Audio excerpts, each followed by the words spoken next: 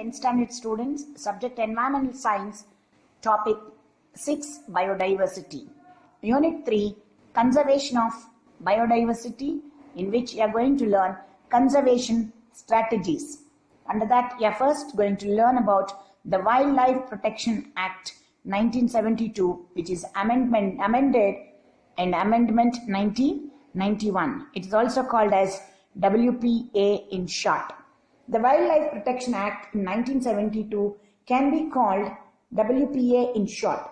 It provides provisions for setting up national parks, sanctuaries to provide natural habitats for the wildlife. The aim is not only to protect and preserve what remains of wild fauna and flora, but also to augment this priceless national heritage. Augment means increase, to raise, to not only to protect the remaining, also to increase the breed. In India at present, there are 504 wildlife sanctuaries and 89 national parks covering an area of 156,006 square kilometers. The WPA provides for protection to listed species of flora and fauna and establish a network of ecologically important protected areas. Protected areas, now you have learnt in your previous unit. It empowers the central and state governments to declare any area a wildlife sanctuary, national park or closed area. There is a blanket ban on carrying out any industrial activity. Got it? Any industrial area, children. Industries are not to be started in the wildlife area. Inside these protected areas, industries, schools, agricultural land, all that conversions is stopped, strict ban. It provides for authorities to administer and implement the WPA. What a WPA regulates the hunting of wild animals, protects specified plants, sanctuaries, national parks and closed areas, restrict trade or commerce in wild animals or animal articles of animals like tusk, got it, nails of tigers, skin, all that, and miscellaneous matters. The WPA prohibits hunting of animals except with the permission of authorized officer when animal has become dangerous to human life or property or so disabled or diseased as to be beyond recovery. The near total prohibition on hunting was made more effective by the Amendment Act of 1991. There were amendments also. Now we are going to learn about Project Tiger. Project Tiger is administered by the National Tiger Conservation Authority. The overall administration of Project Tiger is monitored by a steering committee. A field director is appointed for each reserve, who is assisted by the field and technical personnel. At the center, a full-fledged director of the project coordinates the work for the country. The main species of tiger in India is the Royal Bengal tiger. What you are seeing in the picture is also Royal Bengal tiger. The Indian tiger population at the turn of the 20th century was estimated at 20,000 to 40,000 individuals. The first countrywide tiger census conducted in 1972 estimated the population to comprise a little more than 1,800 individuals. In 1973, the project was launched in the Palamau Tiger Reserve. The various tiger reserves are created in the country based on the core buffer strategy. For each tiger reserve, management plans were drawn up based on the following principle. Got it? The first principle is International Union for Conservation of Natural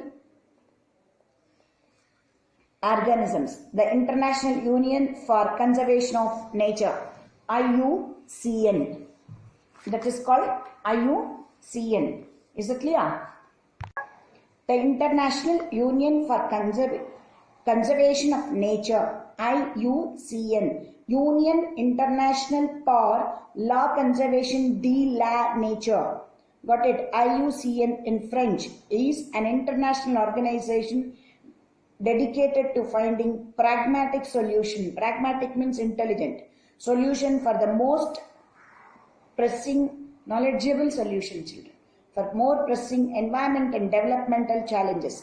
Pragmatic solution to our most pressing environmental and developmental challenges.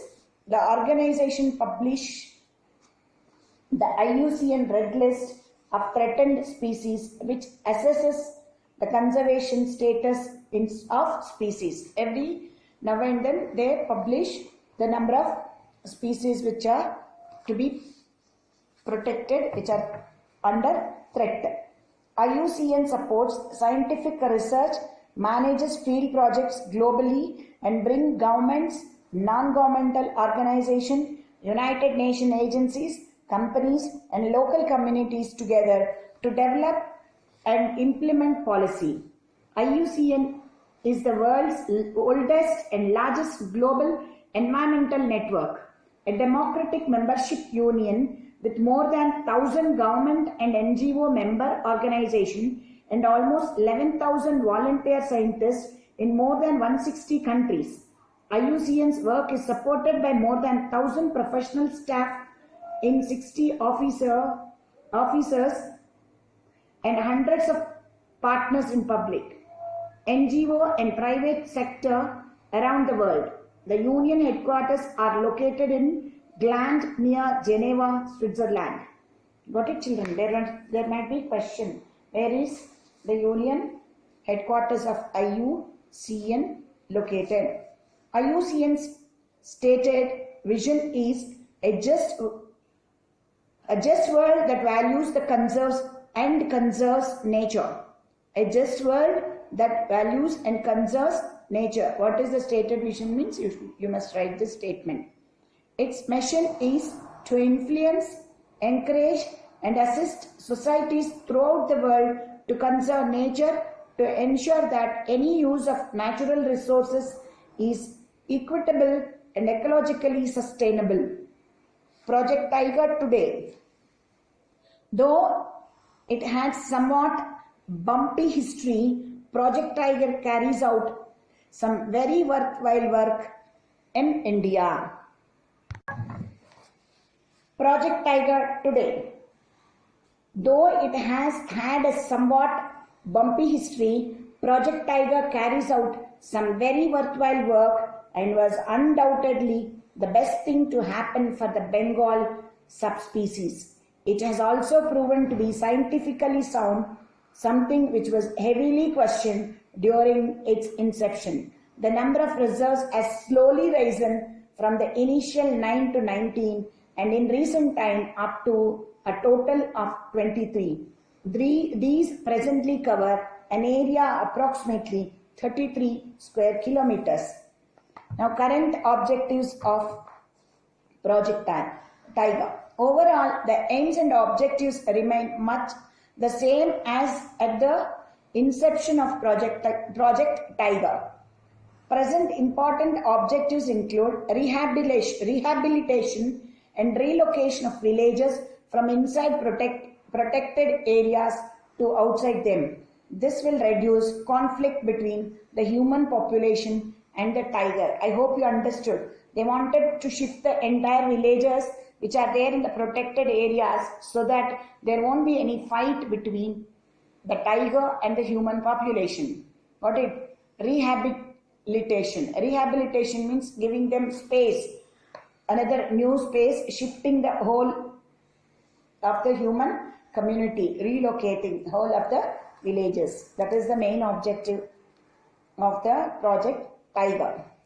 A continuing struggle. It is considered vitally important that the Indian government provide the Bengal tiger with much more needed protection and care. At this point in the time, the government spends approximately $75 million per year in an effort to ensure the survival of Bengal tiger. At the amount of money making it into the field is less than ideal. rangers are desperately short of equipments. Items such as boots, even second-hand ones, and binoculars are one on the much-needed list. Things are so desperate that some staff are stranded at guard posts instead of being able to carry out the routine patrols so necessary to preventing an increase in poaching. Though it once saved the tiger from extinction, today the unfortunate truth is Project Tiger faces some major problems and the tiger is in a grave situation requiring authorities to be protective and an effort to prevent extinction. Now you understood. It's not failure, but still they are very much in need of protection. I hope you all understood what Project Tiger is facing, the problems faced. Got it. Now we are moving to Ramsar Convention. The initial call for an international convention on wetlands came in 1962 during a conference which formed a part of Project MAR from Marismas,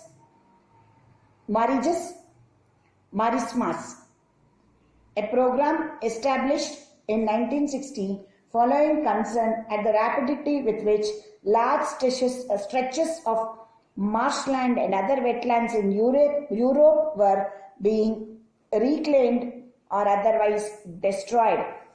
One stretch of marshy lands were destroyed, children, with a resulting decline in number of waterfowls. Not only waterfowls, all the marshy land, mangrove plants, many flora and fauna also destroyed. The MAR conference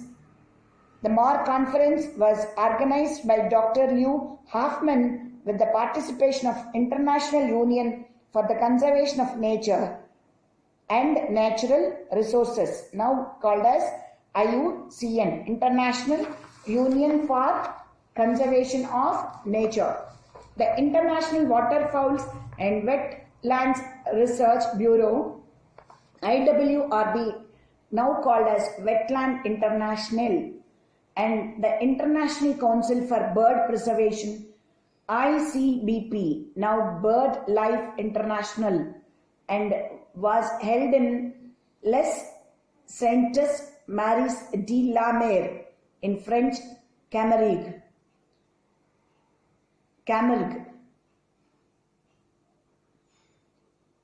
12 to 16th November in 1962. Over the next 80 years, a convention text was negotiated through a series of international meetings: St. Andrews 1963, Nordwijk 1966, Leningrad 1968, Morges in 1968, Vienna in 1969, Moscow in 1969, Espoo in 1970, held mainly under the auspice of IWRB, the guidance of Professor G.V.T. Matthews, and the leadership of Government of the Netherlands. All these are conducted, children, every year from 63, every 2 to 3 years it was conducted. 1963, then after 3 years, 1966, then 1968, then again 1968, 69, 70, continuously the international meetings were conducted in the place Netherlands. Got it? With the leadership of Government of Netherlands. Initially, the envisaged convention was directed specifically at the conservation of waterfowl through the creation of network of refugees, but as the text developed, especially with the expert advice of legal consultant by Cyril D. Clem, conservation of wetland habitat rather than species took prominence. They understood it is not species to be conserved, it has to be conserved, the whole of marshy land. Got it? The wetland should be conserved, the area should be conserved.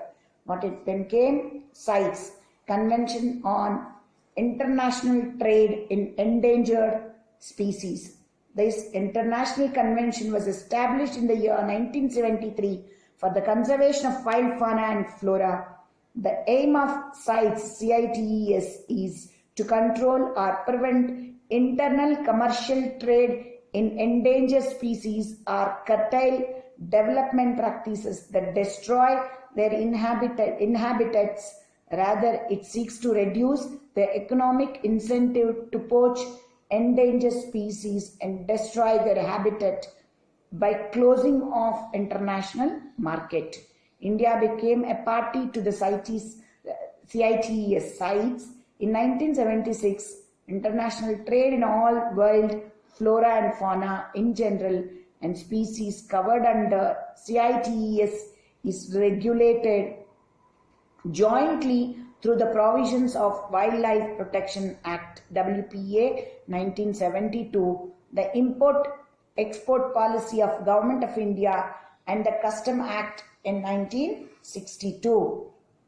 Got it? India is signatory to several international conventions like CITES, International Whaling Convention, WIWC, Convention on Migratory Species, CMS, and the Wild Heritage Convention, WHC. So India has played its role by protecting so many fowls, that is birds and tigers and so many other elephants, other animals like elephants, and international organizations also. It has become signatory. Got it? Now with this we are completing the lesson biodiversity. Hope you all understood. Go through the videos several times and then read it from your textbook. Then you will understand. Thank you.